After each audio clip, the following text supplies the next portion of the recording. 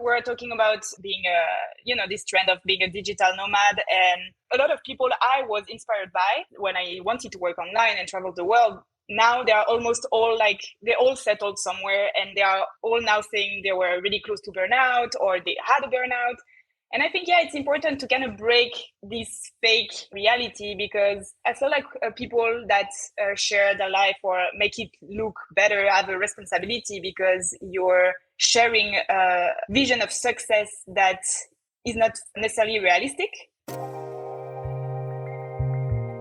Welcome to the Big Photo Hunt podcast, a show where we talk with aspiring and professional photographers to help us all grow and improve our photography together.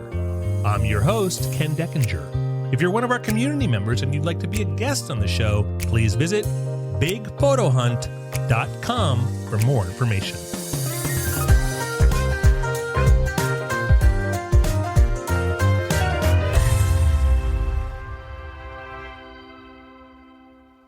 My guest today is Lola Delabays. She's a photographer from France, but presently she lives in Lombok, Indonesia, which is an island off the coast of Bali. I wanted to chat today to learn what it's like to be a traveling photographer, including how she earns a living. I've seen people on Instagram, TikTok, and YouTube showing off their journeys, living in paradise without a care in the world. But in reality, it's a very small amount of the almost 8 billion people who live on planet Earth who get to experience this. So today we're going to talk about that. And recently, Lola's dabbled in photography AI. So we're going to talk about her experiences there, because only in its infancy, AI is already impacting how we make and edit photos. Lola, welcome to the Big Photo Hunt. Thank you. Thank you for having me.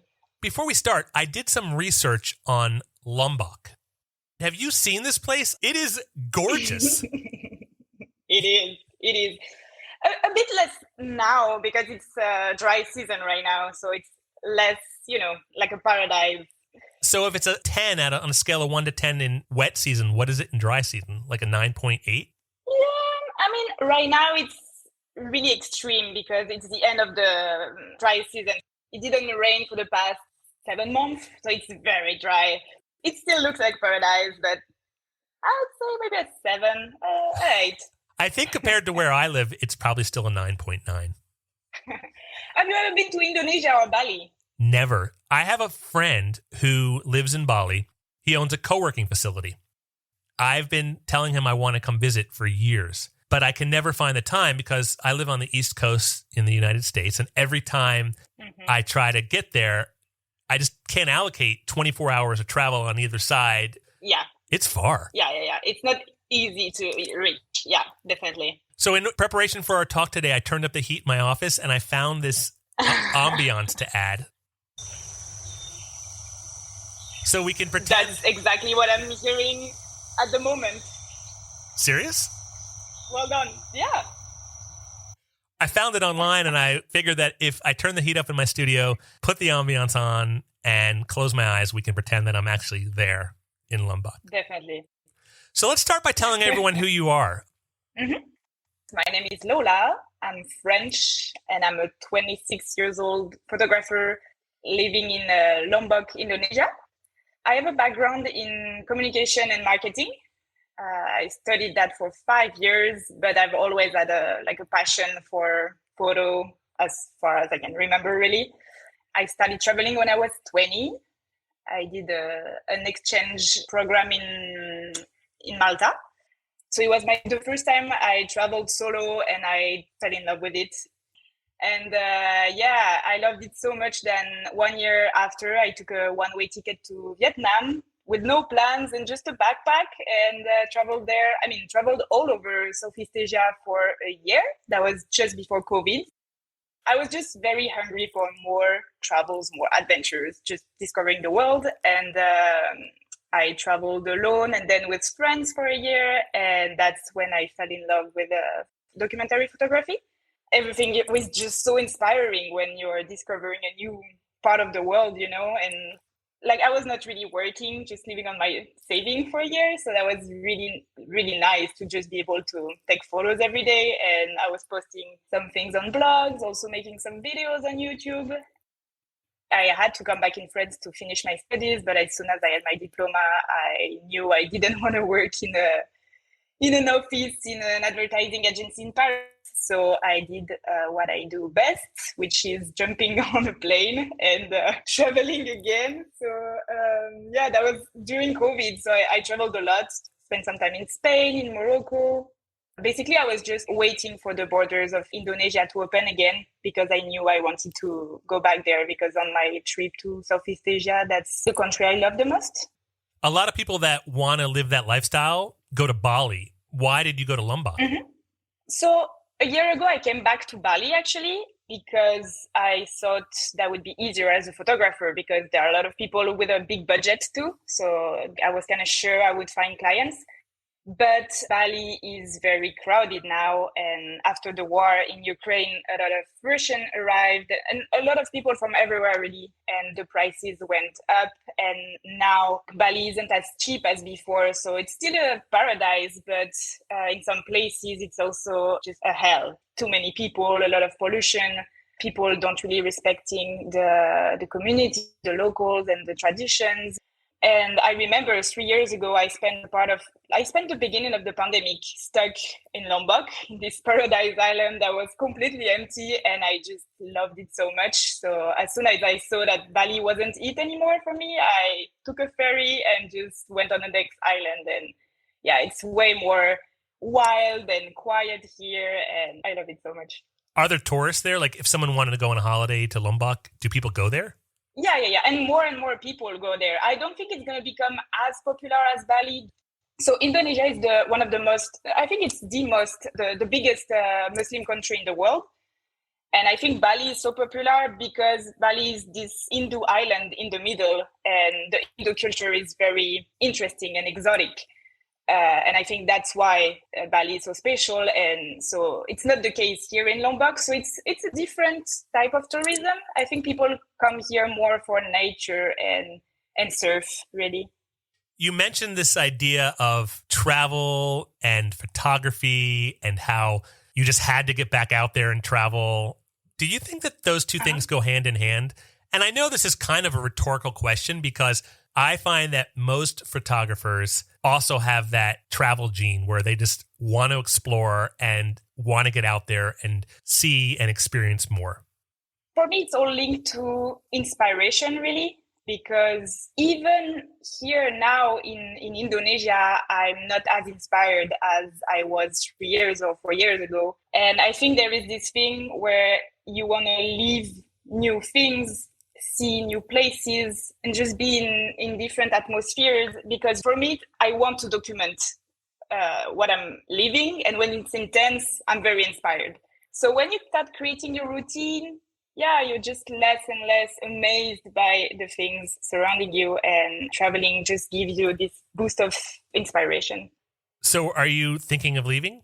Yeah, for a lot of reasons, but it's also not as easy to live from photography here. But it's also because I've been traveling a lot for the past 6 years now. I kind of miss being home. So I don't know if I'm going to go back home forever, but Indonesia is just very far from Europe and very expensive to visit family. It's a bit scary because I'm just less amazed than before, but am I going to have the same feeling about all the places I go to? Maybe. You touched on this idea of finding clients and photography work in Lombok, but also Bali. Is that how you afford the lifestyle or is that how you make a living? Not 100%. So in Bali, things were definitely easier because, as I said, people have a bigger budget and there are also way more people. Lombok is pretty small, not that many expats living here. And I'm selling my services to expats and not locals. In Bali, I was working as a personal branding photographers, so doing portraits for all the type of coaches or yoga teachers, anyone that has a business and needs portraits, really.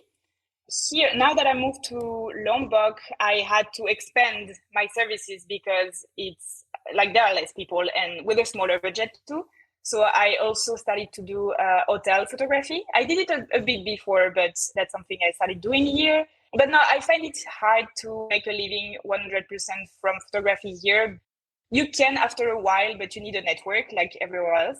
And I'm slowly building mine, but it takes time. And I don't think I have the patience for it anymore, just because, like, as I said, I'm kind of ready to go back home and things didn't go as quick as I hoped.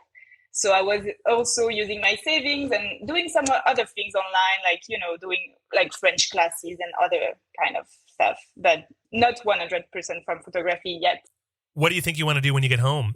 I'm kind of torn because I'm dreaming of working as a documentary photographer and being sent, I don't know, in the Middle East to document some kind of event there, and then into South America to document a festival, this kind of thing. But I'm still like trying to find ways to get there, because I feel like when you're nobody, when no one really knows you, when you're not famous, when you're not a part of the influencer system, it's kind of hard to get that. I've spoken to a lot of people who also want to be documentary photographers, and some who are documentary photographers and are successful. And the common string that I've heard is that it comes down to practice and getting out there and people seeing your work and knowing your work and knowing you, which takes time. Eventually, if you build it up, it will happen, but it does take time. But it's kind of hard because at some point you're like I've been traveling for the past 6 years, documenting all my travels. So my portfolio is really evolved now. I have some good work to show. And now it's just a matter of like finding the right people, the people that value this work. But it's a bit frustrating too, because when it's been so long and you're not really, like, I'm being paid as a photographer, but not as a documentary photographer. And I'm like, I've done the work. Like, I've traveled not all over the world, but I've traveled a lot. And like, I did my part. It's hard keeping the motivation, but I know eventually it will come. And yeah, as you said, it's important to share a lot your work, because I think one of my default is maybe to not share it enough, not working on my Instagram or here, but in the end, no one really sees. I love your photos. Thank you. I love them. They're beautiful. And they give a real sense of what life is like on Lombok and Bali, or at least the story that you're telling. I think they're great, and I really enjoy looking at them. Okay, so before... It's actually funny what you just said, like, about like how I display Lombok, because I had a few friends visiting me here, and before they came, they were like, oh, we've seen your photo. It really seems like paradise. It seems perfect. And I was like, please don't forget, I'm a photographer and like art director too. Like, my job is to make things look beautiful, and it's not only like to show my friends my life is perfect. Like, I truly love that, like making things look beautiful and create ambiance, and so I was like, just keep that in mind. Like, I'm good at I'm good at my job. I'm good at Photoshop too, so it's not as perfect as it looks in the picture, you know. That's a good point. Have you heard of a sailing YouTube channel called Sailing the Vagabond? Yeah, I love them. They're great, right? For our listeners who aren't familiar with that, Sailing the Vagabond are a couple. Now they have, I believe, 2 kids. They're a couple who has been sailing for about 10 years. They're Australian, and they just bought a sailboat and took off. And over time, they have become YouTube's #1 sailing channel, and they have evolved. First, they upgraded their boat to an Outremer beautiful catamaran, which was gorgeous. And now they're upgrading again to, I believe it's called a Rapido 60, which is a trimaran that goes super fast. They live this amazing lifestyle on YouTube. The other day, they came out with a video that was pretty honest, talking about their life and the struggles that they have doing this because of how hard creating content is and how there's a whole other life behind it and what it's done for their relationship and how hard they've had to work on their relationship. So I commend you, and I really appreciate you speaking about both sides, because it is important that people understand how much work goes into this, but also it highlights your skills because you're able to do this. I don't think my photos would be as good as yours. They would probably not tell the same stories because I'm not as talented. Well, I don't know about that. Thank you. But I think it's also like we're talking about being this trend of being a digital nomad. And a lot of people I was inspired by when I wanted to work online and travel the world, now they are almost all like, they all settled somewhere, and they are all now saying they were really close to burnout or they had a burnout. And I think, yeah, it's important to kind of break this fake reality, because I feel like people that share their life or make it look better have a responsibility, because you're sharing a vision of success that is not necessarily realistic. So yeah, when people tell me, oh, you're so lucky, your life seems so great, you live by the beach. Yeah, okay, Lombok is far from being perfect. Like anywhere in the world, like you don't have a perfect place. And to be able to live here and to work legally, you have to afford a working visa that is very expensive. Like it's not perfect, really. But it's some choice. Like you have to make to have some priorities. And at some point, mine was to live in nature and have this sense of freedom and have a cheap lifestyle. And for this, Indonesia works perfectly. But then other priorities, it might not work for you. I get it. I've been an entrepreneur my whole life. I've always started businesses, and people look at entrepreneurship and traveling photography in similar ways, where it's this idealized lifestyle, but it's really hard. It's really, really hard. So I completely get it. While you're still in Lombok, I've got to ask you some questions just because I'm curious. So what is a typical day like for you?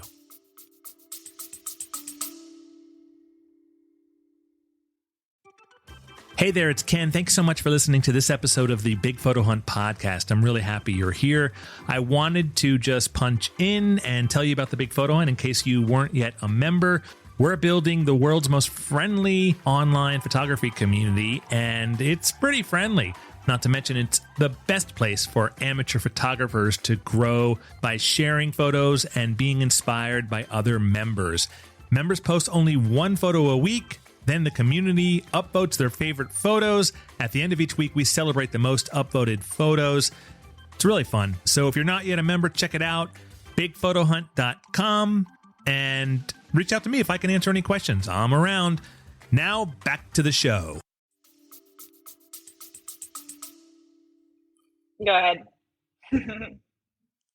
Let's take a day when I have a shoot. I would wake up and prepare the shoot, some inspiration on Pinterest, talk with my client, maybe meet him or her for a coffee, and then go on with the shoot. If it's an hotel, for example, sometimes I ask some friend to come with me and to make like the photos a bit more alive. They are a perfect location, so it's like pretty nice to work in those hotels. And yeah, I come back home, retouch some photos, probably have a walk on the beach for sunset.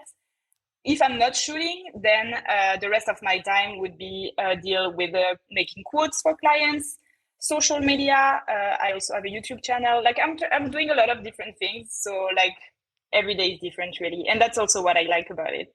How's the coffee there? I know this has nothing to do with our conversation, but I love coffee, and I love Sumatra coffee.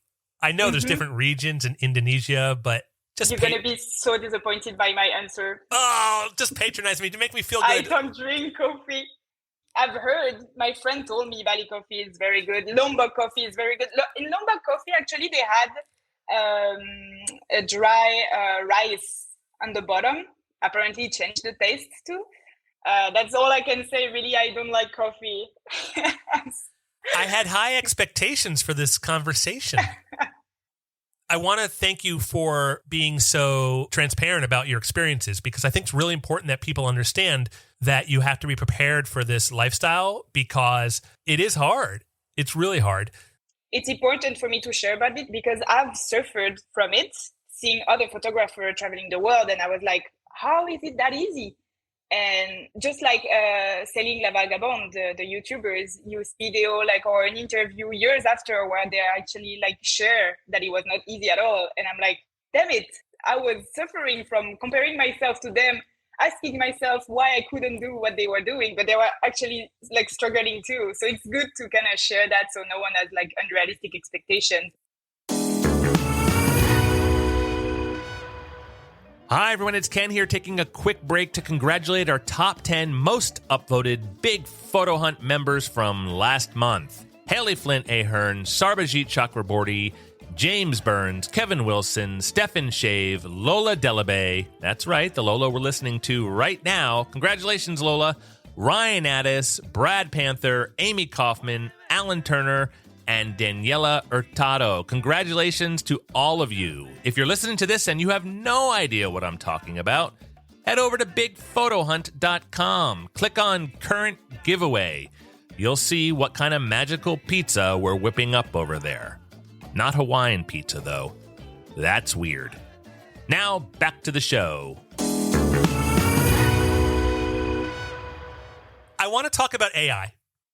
When we were talking about your experiences with AI, one of the things you mentioned to me was that you're not an expert. And that is actually intriguing to me because I want to hear from the perspective of someone who is not an expert, someone who is dabbling in AI and starting to understand how to use it and understand what impacts it may have. So could you maybe touch on what you've played with in the AI realm as far as it relates to photography?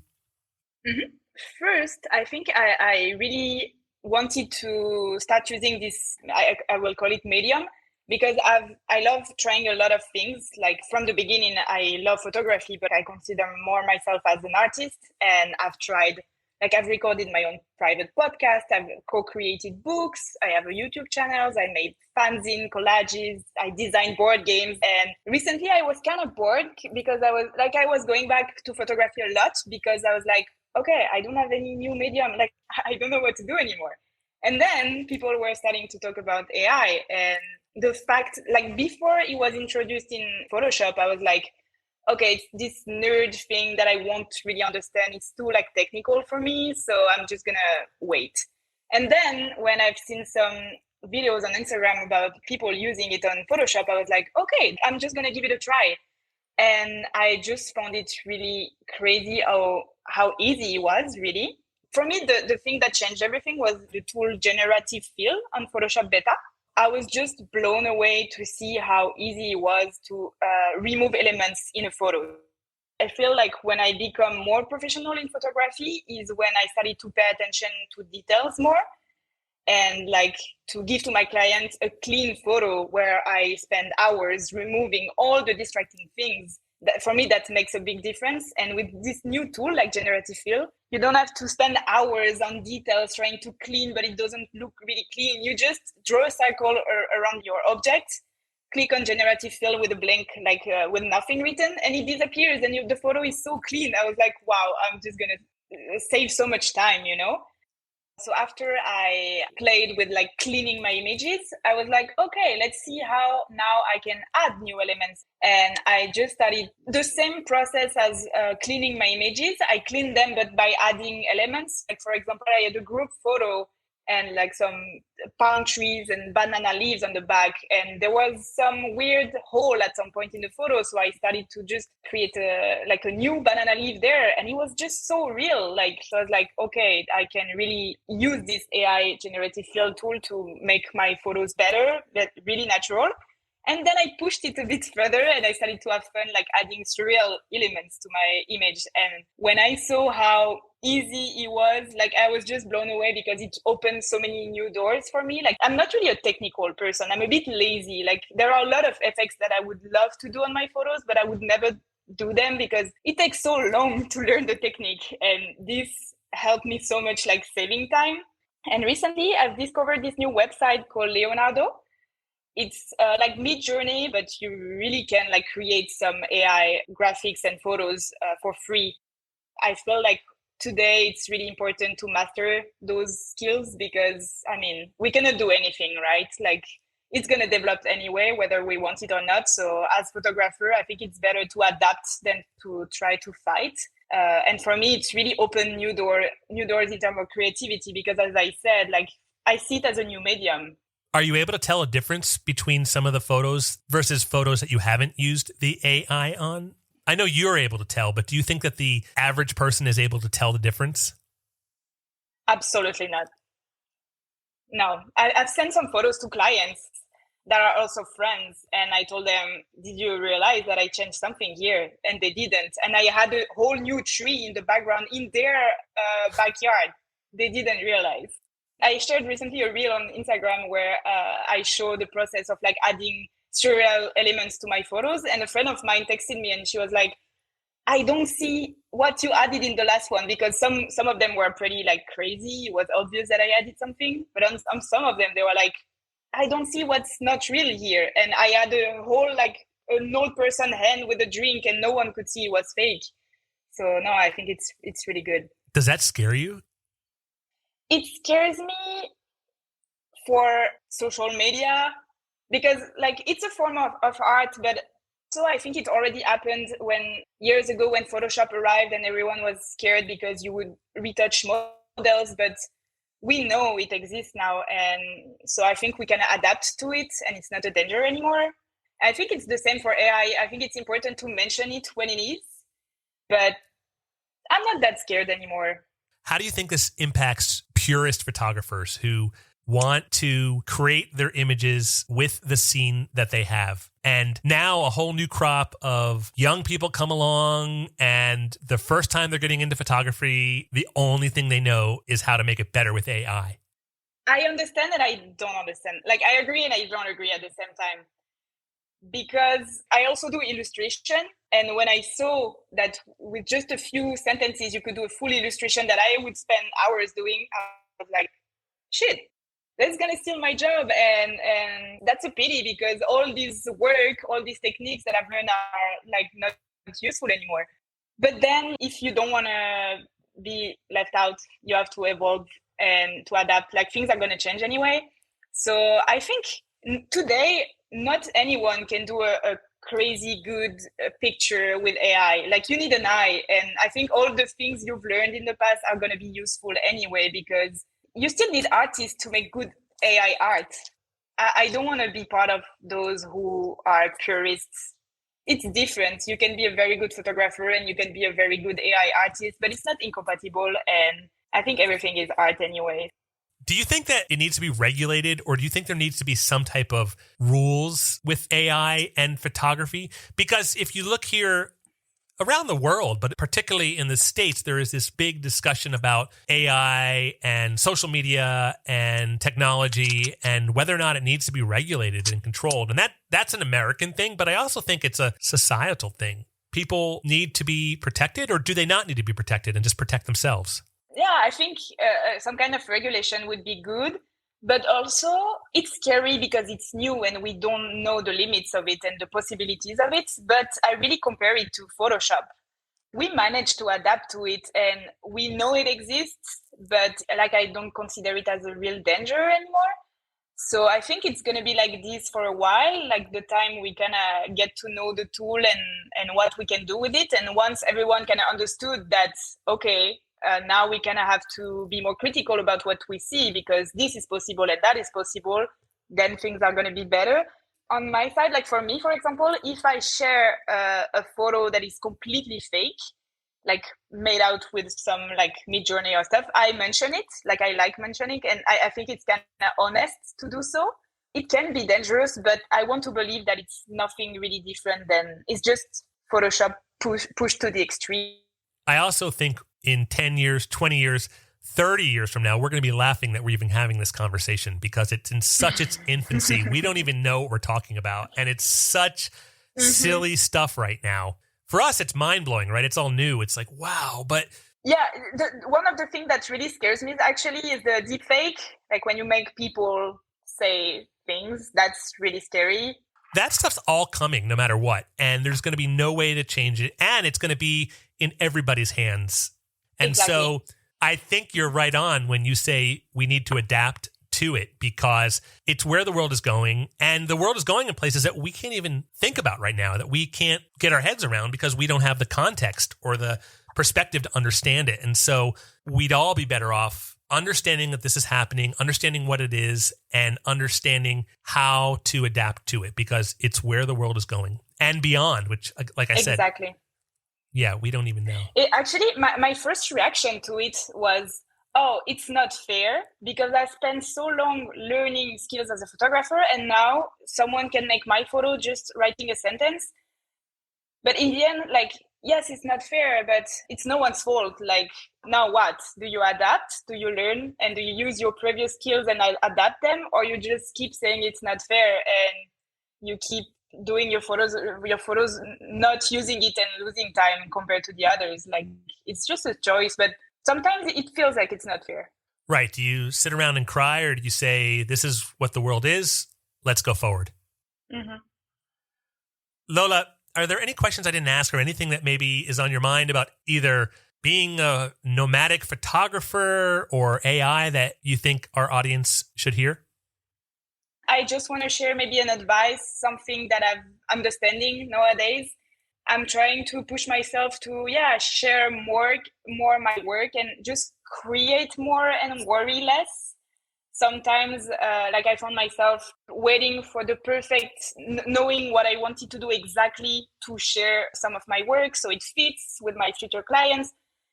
But if you wait too long, you're not going in any direction. So I would say don't wait to find exactly what you want to do and just keep creating and sharing. It might look not very cohesive, but at some point it will, and it's better to create than just worry and wait because you're not evolving. So I would say just keep creating even if you're not sure. Brilliant advice. Are there any resources that you can think of that might be valuable to people looking to be a traveling photographer, or for people who have an interest in AI? I have this Instagram account from this guy, I believe, I'm not sure. That was a big inspiration for me in AI because I saw the possibilities of it, and I found his work beautiful. And at first I thought it was photos, but it was AI, made with AI. But I found it even more beautiful knowing it's AI because all these ideas come from this guy's head, and it's crazy. So the name of the account is sard.visuals, SARD.visuals on Instagram. Go check it out. It's beautiful. And there is this photographer that is also a graphic designer, and she was a big inspiration for me because she's the first professional who inspired me, who was kind of mixing mediums. She was not only a photographer, but also doing some videos and graphic design and just mixing everything. And she's very inspiring. Her name is Sin Lagos. And I always ask 3 questions at the end of every one of my interviews. The first one is, what camera system do you use? I use a Canon 77D. And what is your favorite genre to shoot? Documentary photography. And the final question is, on a scale of 1 to 10, how often do you get that burning itch to get out there and take photos? I would say a 7 because when I have it, it's very strong. But I need to be in an inspiring place to feel it, and a new place. So it doesn't happen every day. I go through the same thing where I love to do it, but sometimes I'm just not inspired. Sometimes I just don't want to do it. Mm-hmm, exactly. Lola, where can people find you online? Mostly on my Instagram, Lola Delabays. And I also have a YouTube channel where I talk about my life here in Indonesia, but also photography. And I also have a website. And the website is Lola Delabays. I said the S on purpose because I want people to know there's an S at the end, even though it's Lola Delabays. LolaDelabays.com, LolaDelabays.com. And Lola, this has been such an enjoyable conversation. Thank you for being so transparent and open. I'm sorry, more for me than for you, that I'm not on location sitting under a palm tree in a rice field. Next time. Thank you so much for having me and for creating this community and connecting people together, because it is very inspiring and it works. So well done. Thank you. It really means a lot to hear that. Thank you so much for joining me for today's episode. Our next show will feature more valuable stories from our community members. If you'd like to audition to be a guest, please visit bigphotohunt.com for more information. Thanks again for listening today.